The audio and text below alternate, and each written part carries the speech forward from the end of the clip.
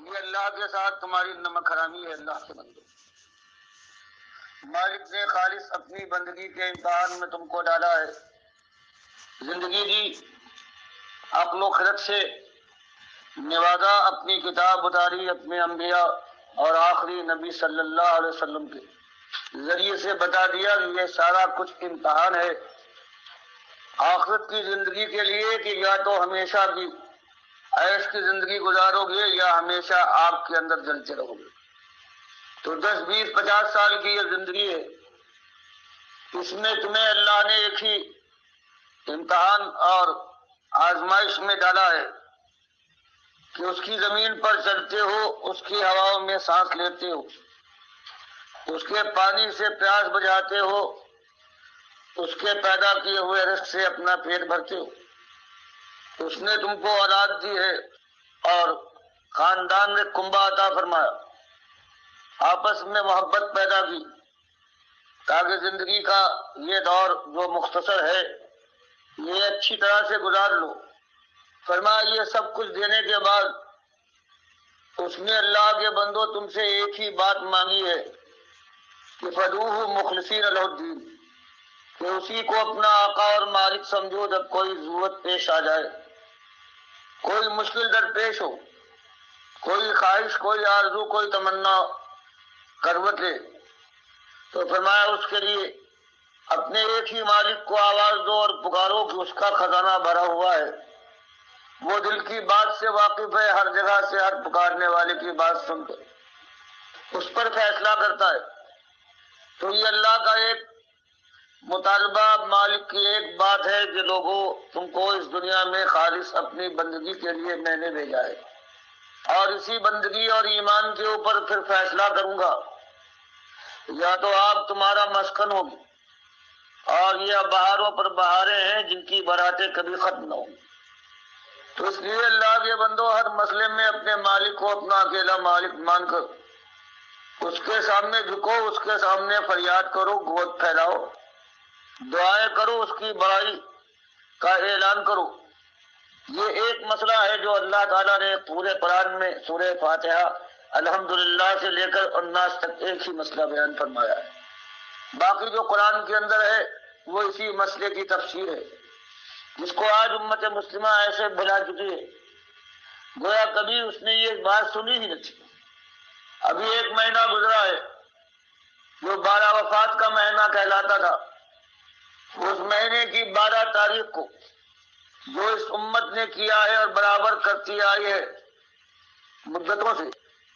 یہ اس بات کا ثبوت ہے کہ یہ امت اپنے مالک کو بھول چکی ہے، اور اس کے نبی صلی اللہ علیہ وسلم نے پوری زندگی میں جو چیز بیان کی تھی وہ دیکھنا، اللہ کے ساتھ کسی اور کو ساتھی اور شریک نہ بنانا، اور کہیں میرے ساتھ یہ ظلم نہ کرنا کہ جیسے عیسائیوں نے عیسیٰ علیہ السلام کو اللہ کا بیٹا بنا دیا تھا، کہیں میرے ساتھ یہ ظلم نہ کرنا، مجھے جب یاد کرو تو مجھے اللہ کا رسول مانو، اللہ کا بندہ مانو، بس میری حیثیت یہ ہے۔ اور اس امت کا آج یہ حال ہو گیا ہے کہ بھائی رسول صلی اللہ علیہ وسلم جو شرک اور کفر کے خلاف زندگی بھر جنگ کرتا آیا ہے، آج اس کو اللہ کے ساتھ شریک ٹھہرایا گیا ہے۔ کہیں یا رسول مدد کی آواز بلند ہوتی ہے، کہیں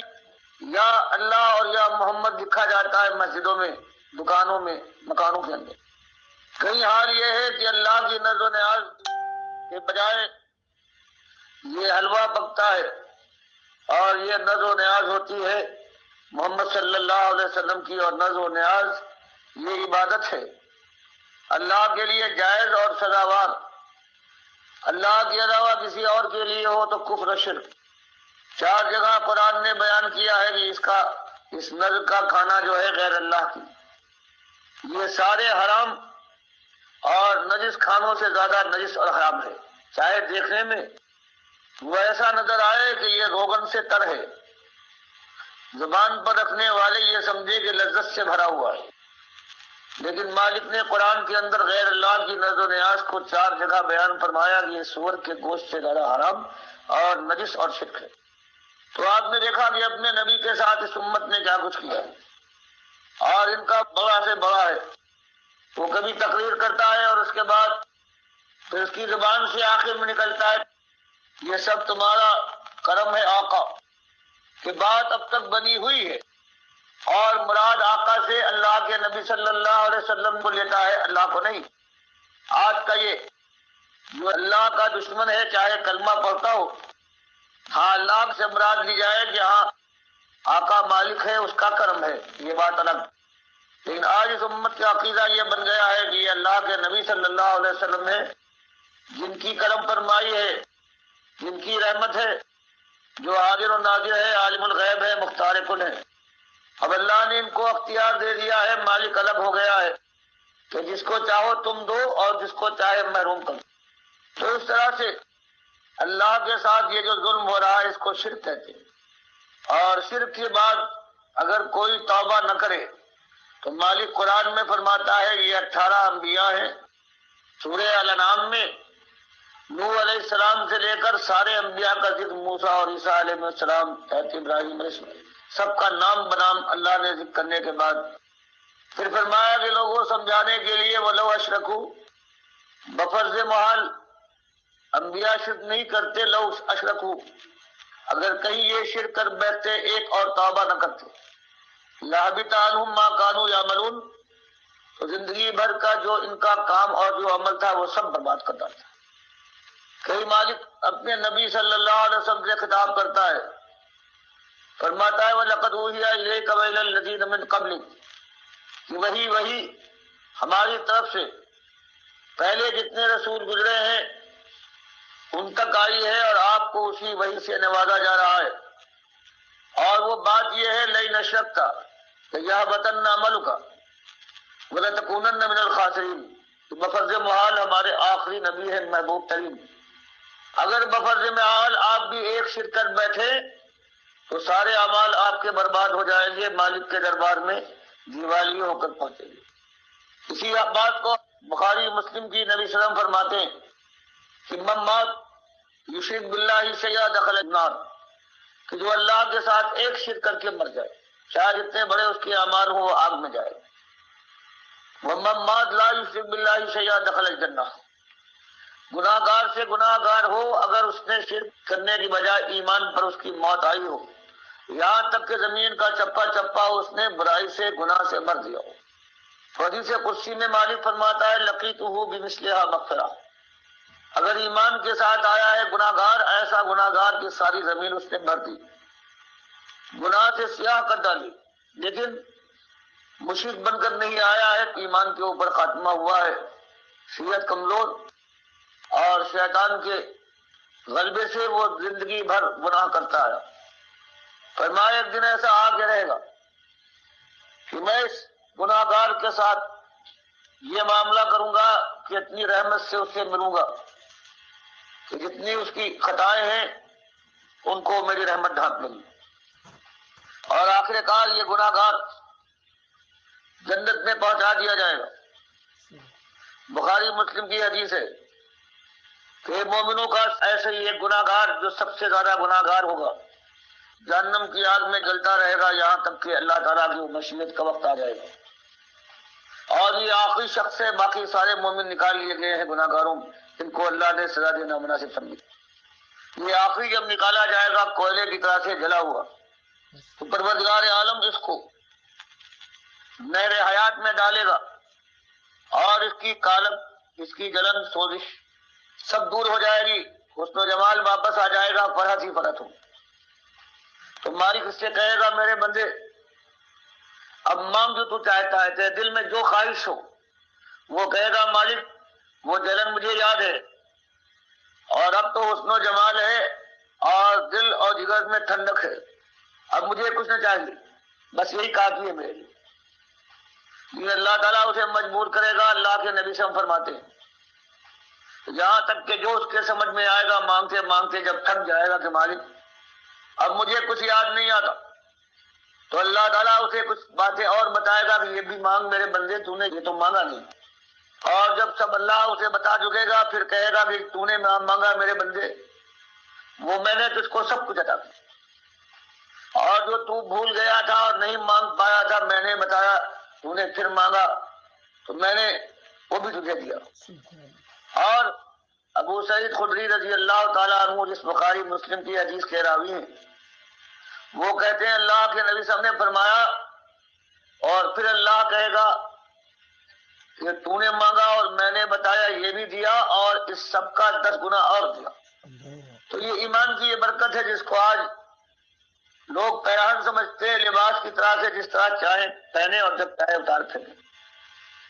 یہ ایمان کی برکت ہے کہ سب سے بڑا گناہ گار کائنات کے اندر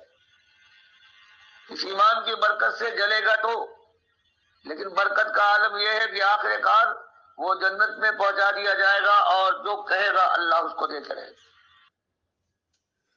یہ آواز ہے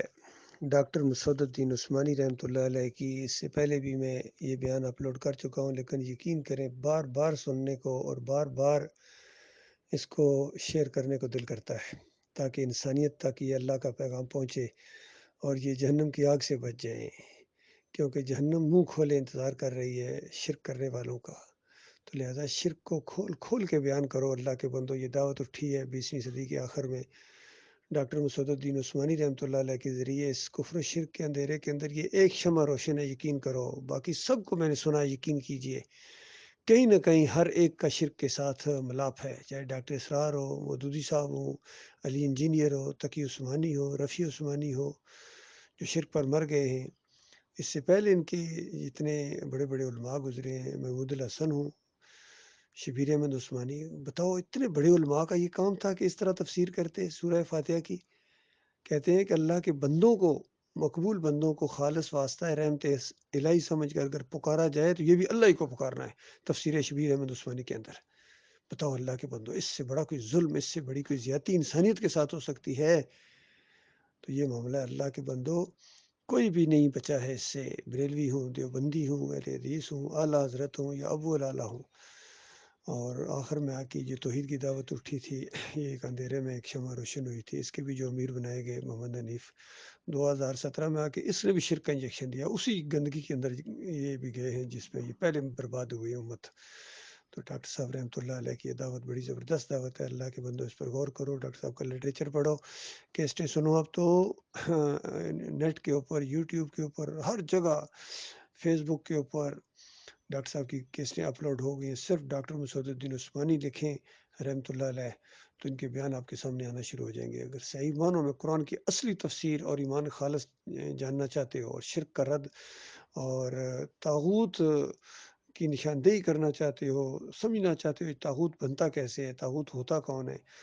اور اس کا کفر کیوں ضروری ہے، یہ ساری چیزیں جاننا چاہتے ہو تو ڈاکٹر صاحب کو سنو، یقین کیجیے اس اندھیرے میں ایک شمع روشن ہے، میں آپ کو بتا دوں۔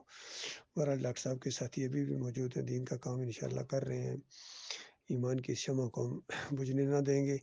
ہم دوبارہ منظم ہو گئے ہیں، بڑی سخت چوٹ کھائی ہے اس محمد حنیف کے ذریعے، ان لوگوں نے پھر جماعت کے اندر اسی طرح شرک، سجدہ تعظیمی کا شرک لے کے آگے۔ کبھی کہتے ہیں انسان کو سجدہ کر سکتا ہے، کبھی کہتے ہیں اللہ تعالیٰ نے اپنی ایک صفت فلاں نبی کو دے دی تھی۔ تو اس طرح کی باتیں پتہ نہیں ان کے منہ سے کیوں نکل رہی ہیں۔ وہ جماعت جو ایمان خالص کی بنیاد پر اٹھی وہ اس طرح کی باتیں کرے تو بتاؤ پھر دوسروں کو کیسی رہنمائی ملے گی؟ کس طرح لوگ ایمان اور عقیدے کے بات کو سمجھیں گے، اور شرک اور یہ توحید کے درمیان فرق کیسے کریں گے؟ کہ اگر تم خود کہنا شروع ہو جاؤ گے کہ اللہ نے یہ سجدہ کروا دیا تھا، جی اچھا اللہ شرک کروا رہا ہے، اتنی بات نہیں سمجھ میں آتی ہے تو ان کی مت ماری گئی اس طرح۔ بہرحال اپنے اپنے نصیب کی بات ہے،